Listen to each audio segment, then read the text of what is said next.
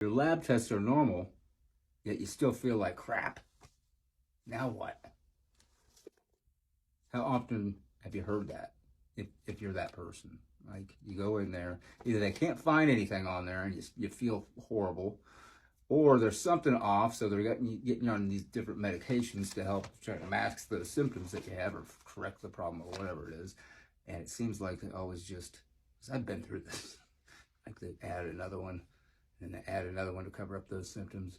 And because now on your lab test, your markers are all off because of some medication that they gave you that now screws up your liver or your kidneys or your whatever, robbing Peter to pay Paul. Now they're covering those symptoms and signs with another medication. And next thing you know, you got a medicine cabinet that looks like, your spice rack if you're a freaking Michelin rated chef.